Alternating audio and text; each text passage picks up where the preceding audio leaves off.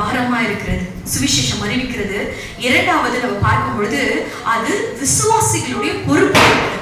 ஆமென். அவன் என்ன பண்றான்? எனக்கு யார் உதவி செய்வாங்க? இப்போ அந்த வந்திருக்கிறவன் யாரு? அவன் குறைவானவன் இல்ல. ராஜாக்கே எதிர்த்து நிற்கிறான் அப்படின்னு சொன்னா அவன் கண்டிப்பா யாரா இருக்கணும்? பலசாலியா தான் இருக்கணும். ஆனா இந்த ஒரு சிங்கிள் உமன் என்ன பண்றாங்க அப்படின்னு சொல்லி பார்க்கும்பொழுது சவால் விட்டு சொல்றாங்க, அந்த பொறுப்பை என்ன பண்றேன், நீங்க என் பட்டணத்தை எதுவும் பண்ணிடாதீங்க, ஆனா நான் என்ன பண்ணுவேன், நீங்க கேட்கிறபடியே அவனுடைய தலை நாங்க என்ன பண்ணுவோம், கொடுப்போம். ஹல்லேலூயா. இன்னைக்கு இந்த ஒரு தைரியம் உங்களுக்கும் எனக்கும் இருக்கா? நம்ம என்ன சொல்றோம்? என் கூட யாரும் இல்லை, ஊழியம் செய்யறதுக்கு நான் சுவிசேஷம் சொல்லலாம்னு நினைக்கிறேன், ஜெபிக்கிறேன், ஆனா எனக்கு கூட என்ன இல்லை, யாரும் பார்ட்னர்ஸ் இல்ல அப்படி சொல்றோம். என் கணவர் இதுக்கெல்லாம் என்ன பண்ண மாட்டாரு, அலோவ் பண்ண மாட்டாரு. ஒரு சிலர் சொல்லுவாங்க பாருங்க, சாக்கு எனக்கு அதோட அவங்க சைலண்டாவே இருந்துடலாம்னு தோணும். அப்ப சுவிசேஷ ஊழியம் அப்படின்னு சொல்லும்போது என்ன பண்ணுவாங்க, ஐயோ இப்ப கவர்மெண்ட் என்னவா இருக்கு, இந்த கவர்மெண்ட் எல்லாம் வச்சுக்கிட்டு என்ன பண்ண முடியாது, பண்ண முடியாது, ஆளுகை இவங்க தான் இருக்கலாம், சிங்காசனம் அவருக்கு. ஹல்லேலூயா, ஹல்லேலூயா. அவர் சிங்காசனத்தை நோக்கி பார்க்கிறவங்களுக்கு, சிங்காசனத்தை ஜெபிக்கும் போது போடுறவங்களுக்கு பயம் இருக்காது. ஹல்லேலூயா. அப்போ நிறைய சாக்கு போக்குகளை நம்ம என்ன பண்றோம், சொல்லிட்டு இருக்கோம். நம்ம இன்னொன்னு என்னன்னா, பெண்கள் என்ன யோசிக்கிறாங்க அப்படின்னு சொன்னா, நம்மள அறியாமையே ஆண்கள் தான் என்ன பண்ணணும், போகணும். அப்புறம் மிஷனரிஸ் தான் என்ன பண்ணணும், சுவிசேஷ ஊழியத்துக்கு போகணும். இன்னொரு சுவிசேஷனாவே என்ன, நார்த் இந்தியா. ஹல்லேலூயா. ஆமென். நம்ம சொல்றோமா இல்லையா? கண்டிப்பா சொல்றோம். நம்ம நீங்க என்ன பண்றீங்க, நான் முட்டி போட்டு ஜெபிக்கிறேன். ஹல்லேலூயா. காணிக்க கொடுத்துருங்க. FMBB ஒரு காரியத்தை சொன்னாங்க, என்னன்னா ஒண்ணு போங்க, இல்லைன்னா கொடுங்க, ஜெபிங்க. நிறைய பேர் என்ன பண்றது, இப்போ போவே முடியாது. ஹல்லேலூயா. ஆனா நான் என்ன பண்றேன், ஜெபிக்கிறது கொஞ்சம் அப்படி இப்படி ஜெபிச்சிடுறேன், கொடுத்துடுறேன், இல்லைன்னா சப்போர்ட்டரா நான் மாறிடுறேன். ஹல்லேலூயா. இப்போ அவங்க ஜெபிப்பாங்க, ஆண்டவரே போனவங்களுக்கு என்ன பலனோ அதே பலனை கொடுக்குறவங்களுக்கும் அப்படின் போது நம்மளுக்கெல்லாம் விட்டோம், நம்மளுக்கும் என்னது அதோட பெரிய சந்தோஷமே இல்லை அப்படின்னு நம்ம நினைச்சு விட்டுறோம். பட் ஆனா ஆண்டவருடைய பாரம் நம்மளுடைய பாரமா மாறுச்சு. ஹல்லேலூயா. யாரும் சொல்ல தேவையில்லை, கொடுப்போம், ஜெபிப்போம், ஓடும். ஹல்லேலூயா. நம்ம சத்தம் வெளியே கேட்கும். இந்த இடத்துல பார்க்கும்பொழுது இது விசுவாசிகளுடைய ரெஸ்பான்சிபிலிட்டி. பக்கத்துல இருக்கிறவங்களை பார்த்து சொல்லுங்க, உன்னோட ரெஸ்பான்சிபிலிட்டி, உன்னோட பொறுப்பு. ஹல்லேலூயா. அப்போ ஒரு நாள் ஒரு கபில் தேவ் அப்படின்னு சொல்லி ஒரு கிரிக்கெட் பிளேயர் இருந்தார். அப்போ அவர் ஒரு டெஸ்ட் மேட்ச்க்காக ஒரு ஊருக்கு போயிருந்தார். போகும்பொழுது ஒரு சின்ன பையன் என்ன பண்ணா, அங்க தூரத்துல இருந்து பார்த்துட்டு இருந்தான். அப்ப பால் என்ன ஆயிடுச்சுன்னா வெளியே விழுந்துச்சு. அப்ப அந்த பாலை தூக்கிட்டு போயிட்டு என்ன பண்ணாம கொடுக்கறதுக்கான ஒரு வாய்ப்பு கிடைச்சிச்சு. யார்கிட்ட கொடுக்கறதுன்னா அந்த கபில் தேவ், அந்த கிரிக்கெட் பிளேயர் கிட்ட கொடுக்குற ஒரு வாய்ப்பு கிடைச்சிச்சான். அப்போ அவர் என்ன பண்ணாரு, பாலை வாங்கிட்டு ஒரு ஷேக் ஹேண்ட் கொடுத்தாரு. கொடுத்துட்டு இவன் வீட்டுக்கு என்ன பண்ணல, கையே வாஷ் பண்ணவே இல்லை. ஏன் சாப்பிடுறான், மம்மி சொல்றாங்க சாப்பிடுறதுக்காக என்ன பண்ண, கையை கழுவுனா நான் என்ன பண்ண மாட்டேன், பண்ண மாட்டேன். ஏன், நான் யாரு கை கொடுத்துட்டு வந்தேன், வெளியே ஃப்ரெண்ட்ஸ் கிட்ட போறான், வாடா அப்படி கை பிடிச்சா என் கை என்ன பண்ணாத, நீ பிடிக்காத, ஏன் நான் அவருடைய கைய பிடிச்சிட்டு வந்தேன். அப்படி அவன் என்ன பண்ணானா ஒரு வாரத்துக்கு அப்படி சொல்லிட்டே இருந்தான். ஆனா நிழல் நிக்க முடியுமா, கை கழுவாம இருக்க முடியுமா? அப்போ இந்த நாளில கூட யாரெல்லாம் உண்மையா ஆண்டவர் என்னை தொட்டிருக்காரு, என்னை ரட்சித்திருக்கிறாரு, எனக்காக ரத்தம் சிந்திருக்கிறாரு, எனக்கு விடுதலை கொடுத்திருக்கிறாருன்னு உணர்ந்திருந்தா, உண்மையா உணர்ந்திருந்தா அந்த ஓடி போய் என்ன பண்ணுவோம், நம்ம சொல்லுவோம். ஹல்லேலூயா, ஹல்லேலூயா. நான் இல்ல தொட்டாதான் ரட்சித்தாதான், ஆனா நான் என்ன பண்ண மாட்டேன், சொல்ல மாட்டேன். நான் உங்களுக்கு ரட்சிப்பின், உங்களுக்கு எனக்கு என்ன இல்ல, ரட்சிப்பின் சந்தோஷமே இல்ல, உண்மையான அந்த அனுபவமே இல்ல. அப்ப இன்னைக்கு ஆண்டவர் கிட்ட கேட்கணும், ஏசப்பா அந்த ரட்சிப்பின் சந்தோஷத்தினால நினைறேன். ஹல்லேலூயா, ஹல்லேலூயா. பேதுரு, யோவான் அப்போஸ்தலர்கள் சொன்னாங்க, நாங்க கண்ணால பார்த்ததும், நாங்க கையால தொட்டதும், நாங்க சொல்லாம எப்படி இருக்க முடியும்? ஹல்லேலூயா, ஆமென். இந்த இடத்துல நம்ம பார்க்கும்பொழுது அப்போஸ்தலர்கள் என்ன சொல்றாங்க, அப்போஸ்தலர் 4ஆம் அதிகாரம் 20ஆம் வசனத்தை வாசிப்போமா?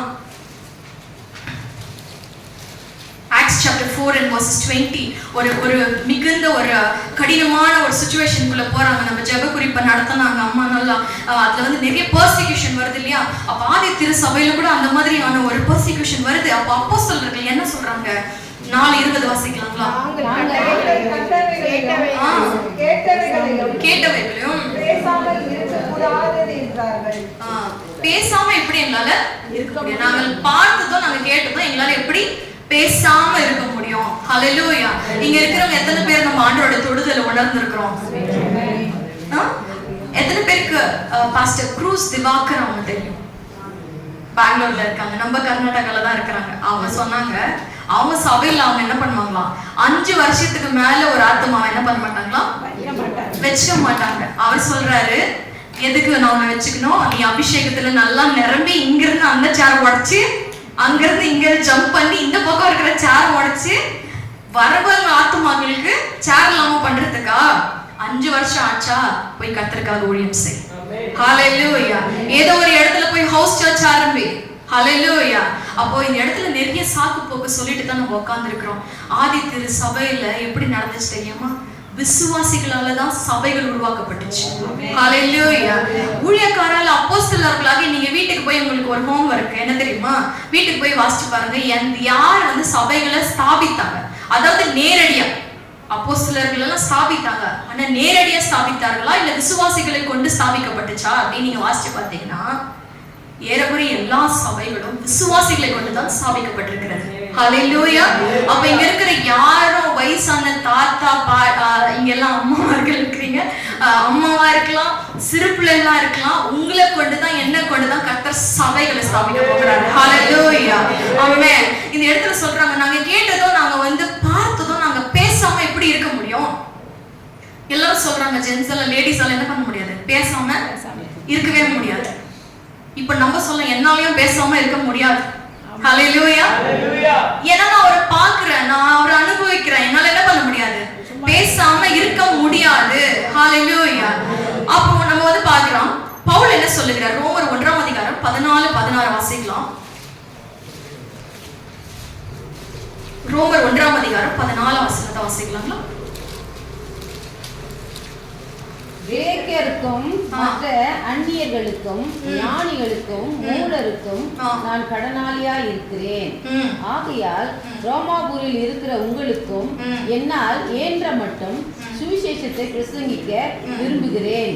கிறிஸ்துவின் சுவிசேஷத்தை குறித்து நான் வெட்கப்படேன். முன்பு யூதரிலும் பின்பு கிரேக்கரிலும் விசுவாசிக்கிறவன் எவனோ அவனுக்கு ரட்சிப்பு உண்டாவதற்கு அது தேவ பலனா இருக்கிறது. ஹல்லேலூயா. ரட்சிக்கப்படுகிறவர்களுக்கு சுவிசேஷம் தான் தேவ பலனாய் இருக்கிறது. அவர் சொல்லுகிறார், இந்த நாளில் ஆண்டவர் அறியாதவங்க நிறைய பேர் இருக்கிறாங்க. ஆண்டவர் ரோமர்கள் இருக்கிறாங்க. அவங்க எல்லாம் யார் அப்படின்னா ரொம்ப நாலேஜபிள் பர்சன். அவங்க முன்னாடி போயிட்டு என்ன பண்ண, நிறைய பேர் வந்து ஏழைகளுக்கு வேணா சுவிசேஷம் அறிவிச்சிருவாங்க. அதே ஆபீஸ்ல போயிட்டு அறிவிக்கணும் அப்படின்னா எப்படி இருக்கும்? அவங்க நம்மள ஒரு மாதிரி பார்ப்பாங்கல்ல, எப்படி இவங்க மதமாற்றம் பண்றாங்கன்னு சொல்லிடுவாங்கல்ல அப்படின்னு சொல்லி என்ன ஆயிடும், பேக் ஆயிரும். ஆனா இந்த இடத்துல பவுல் சொல்லுகிறாரு, அவரும் ஒரு நல்ல கல்விமான் தான், ஆண்டவரை குறித்து அதிகமா படித்திருக்கிறாரு. அவர் சொல்லுகிறார், சுவிசேஷத்தை குறித்து நான் வெட்கம் அடைய மாட்டேன். ஹல்லேலூயா. நிறைய பேருக்கு வெட்கம். ஜீசஸ் லவ்ஸ் யூ சொல்லுங்கனாக்கா அதுக்கு அவ்வளோ ஒரு என்ன இருக்கும், தயக்கம், வெட்கம், அந்த இடத்தை விட்டு எஸ்கேப் ஆயிடுவாங்க. அந்த மாதிரி எல்லாம் நம்ம பார்த்திருக்கோம். அப்போ இந்த இடத்துல அப்போஸ்தலராகிய பவுல் சொல்லுகிறாரு, சுவிசேஷம் அறிவிக்க நான் கடமைப்பட்டிருக்கிறேன். ஹல்லேலூயா. இன்னைக்கு நீங்களும் நானும் கடமைப்பட்டிருக்கிறோம். ரெஸ்பான்சிபிள் இருக்கு. ஆண்டவரே தான் ஆண்டவர் பேசிட்டு இருக்கிறார். என்ன சொல்றாரு? சுவிசேஷத்தை அறிவிக்கணும். அது நம்ம மேல விழுந்த கடமையா இருக்கிறது. பெண்கள் நம்ம மேல விழுந்த கடமையா இருக்கிறது. அந்த பெண் என்ன பண்ணா?